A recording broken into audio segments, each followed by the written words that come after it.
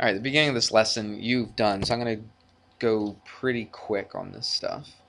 Um, Actually, yeah, let me start here. It doesn't matter. I mean, you're not looking at the book anyway, so it doesn't matter if we go out of order or not because you don't know the difference. So what if I did this? What if I said, we've talked about this many, many, many times. Hopefully you know how to do this. If I have x to the fifth over x cubed, what is that? X to the second, x squared. Okay? Right, you subtract the exponents. Agreed? Or you could look at it like this. Sometimes I look at it as I got 3x's down the bottom, so 3 of those cancels with what?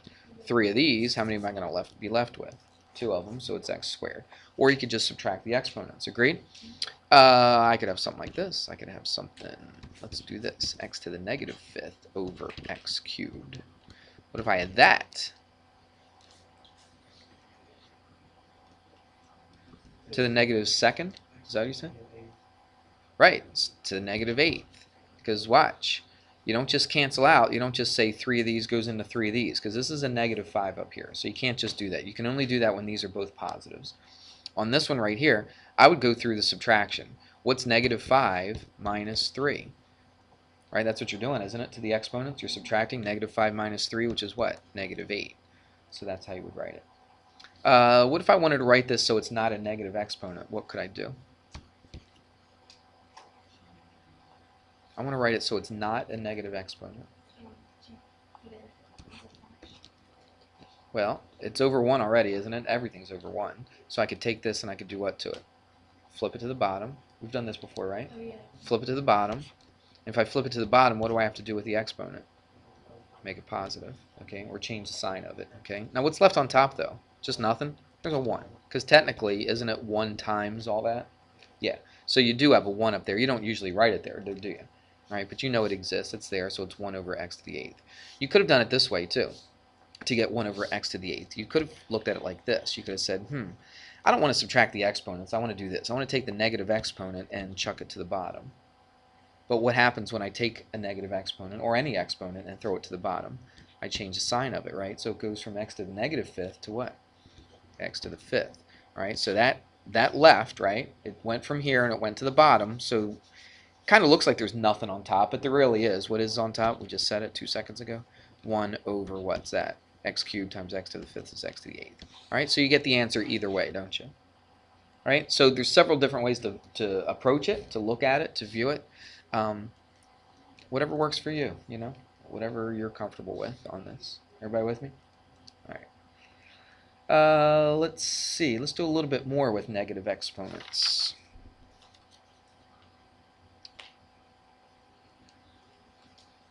What if I had this?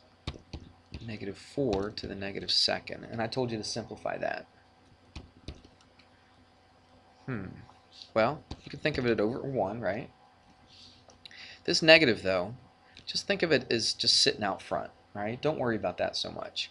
Okay, it's this thing right here is what you have to change, right? You're not really changing this negative out in front. You're only changing the negative for the exponent.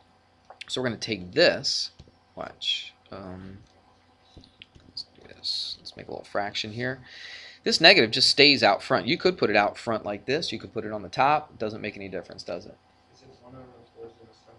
Yes, and so you take this, you flip it to the bottom, and that's 4 to the positive second, right? Because you change the sign of the exponent. What's left on top? 1. Let's simplify it further. It's negative what? 1 over 16. That's how you do that. Make sense? Either way, could you put the negative sign in front of the 4 and still get that same? Yeah, it's, watch, negative 1 over positive 16 is the same as 1 over negative 16, right, which is exactly the same as just putting the negative right in the middle. Those are all exactly the same. Doesn't matter how you write it. Okay. For me, I would probably write it like this. All right, but it doesn't make any difference. No way is better than the other. Make sense? All right, let's get a little trickier. You up for a little bit of trickery? Yes? No? Doesn't sound like you guys are up for much today.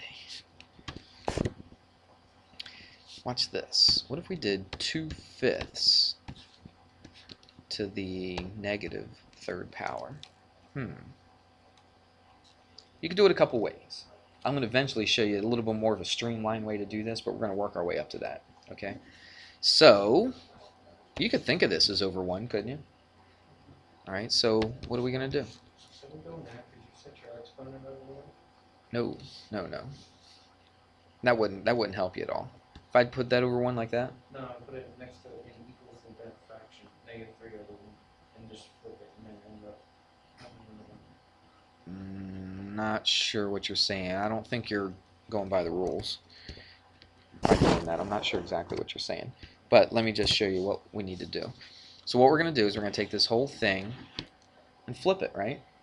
That's everything's being taken to this negative exponent, right? So we're going to take it and flip it to the bottom. So what do we have? We got a 2/5 on the bottom, don't we? And now it's to the what? To the third. What's on top? A 1. Good. Let's do this. Now watch, the way I'm doing it right now is not really the way that I would approach this problem if I saw it. Okay, so if I'm walking down the street and I see this problem, then I'm not going to do it like this. It'd be the long way, all right? I want to do it a little bit slicker than this, and that's what we're working up to that, though, okay? So what do we got? We still got a 1 on the top. What about on the bottom? If I take this and cube it, what do I get? 2 cubed is 8, right? 2 times 2 times 2. All right, and then 5 cubed is 5 times 5, which is 25, times 5 is 125. With me? Do we leave it like that, though? Is that how you want to do it? No. What do? It's 1 divided by this. We learned this yesterday or day before. What's the same thing as dividing? Multiplying by the reciprocal. So it's just 1 times this reciprocal. So basically, this is just the reciprocal of this. Wouldn't you agree? Because it's 1 over. It's the inverse. So what's my answer then? No? Reciprocal of this. 125 over 8.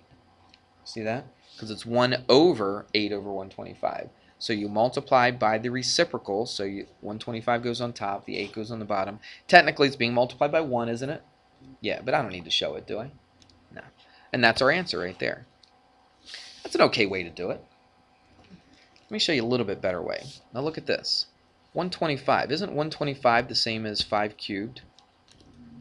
Isn't 8 the same as 2 cubed? Isn't this the same as 5 over 2 cubed? Look at this. How in the world could I get from that? Oops. I ran out of board. Okay, watch. How can I make that into that? What can I do with this? Instead of 2 over 5, that's right, just flip it and change the exponent. That's right. Remember I said we're going to do a little bit of a slicker way? Isn't that slicker? Alright, so watch. We take this, we flip it, and then we change the sign of the exponent. That's basically what you're doing here. You're taking the inverse of it. When I stick this on the bottom, you're taking the inverse of it. Well, what's the inverse of 2/5? It's 5 halves. Would you agree? And then what do you do, though? If I flip this, I got to change this sign, and I make it to the third. Now, that's a lot easier, don't you think? Yeah, it's a lot easier than going through all this mess. So if I have a fraction, I have a negative exponent, I'm going to flip the fraction, and I'm going to change the sign of the exponent. Now we can do it real easy. 5 cubed, 125. 2 cubed, 8. And I'm done just like that. You okay with that? Alright. It's pretty easy, isn't it? That's going to come in helpful. Okay? It really is. It's going to be helpful to you. Make sure that you get the basic idea of that kind of thing. We good with that? Alright, let's do another example. Seems like I put this worksheet a little bit out of order. That's okay. I'm going to show you a bunch of stuff here. Alright, we're changing gears just a little bit here. We're kind of getting away from the negative exponents. This time, instead of talking about negative exponents, look at my exponent now. What kind of number is my exponent? It's a fraction, isn't it? Okay, we really haven't seen that. I don't know. Have we seen it? I don't know. When we did the Saxon, I think we might have. Yeah, I think we did a little bit of that when we did the Saxon. So this may look a little familiar to you. Let's put that on hold right now. Let's come over here off to the side and let's go x to the 1/2. Yeah, I remember doing this, don't you? So remember what we said x to the 1/2 is? It's the same thing as saying what? Do you remember? What is it? X to the first? No, x to the first is not the same as x to the 1/2. Does this ring a bell? If I have x to the 1/2, it means exactly the same thing as just the square root of x. Did we do that or not? I can't remember. think Yeah, it we would did be it. odd. I think we did. I think you did it with the X to eyes. the X to the Yeah. Yeah, I did this. Right. I thought. Okay, you guys are making me doubt whether I did it or not. You're the ones that should remember. All right, so watch. So x to the 1/3 is the same thing as what? How do we say that? The cube root of x. That's right. Okay, let's just go a couple more. X to the 1/4 is the same as what? The 4th root of x. Okay, you with me? All right, so with that in mind, I'll keep that up there. Let's take a look at this. 36 to the 1/2. What does that mean? Does that mean half of 36, which is 18? Is that what it means? No. Okay, it means the square root. When I see a 1/2 exponent, it means take the square root. Take the square root of what? That's pretty obvious, 36, right? And what is the square root of 36? It's 6. So 36 to the 1/2 power is the same thing as 6. Does that make sense? Okay. Let's do this. Let's put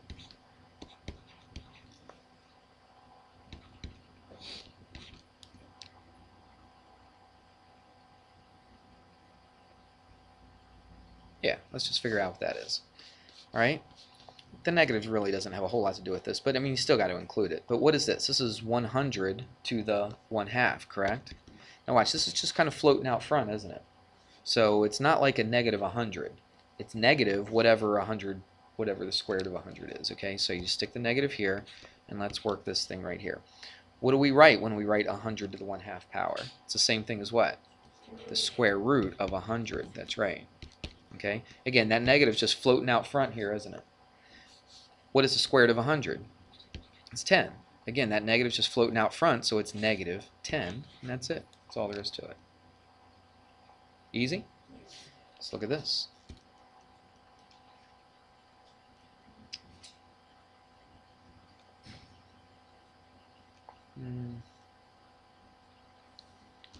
These examples that I have here look a little different than... Let me find one that looks like the stuff we're going to do here. Ah, okay. Let's stick another number in here. Let's do this. Now we're ready to move on. I think. Let's do this. Let's go 27 to the 1/3. What's 27 to the 1/3? What does that mean? It means the cube root, right, of 27, right? And what do we do when we find the cube root? What number times itself 3 times? What number times itself again is 27? What is it? 3. 3 times 3 is 9, times 3 is 27. So the cube root of 27 is 3. With me on that? Okay. What is this? 16 to the 1/4. Just thinking of these off the top of my head. Okay, so what are we really doing though? We're doing what? We're doing the 4th root of 16. What's the 4th root mean? What number times itself 4 times is going to give you 16?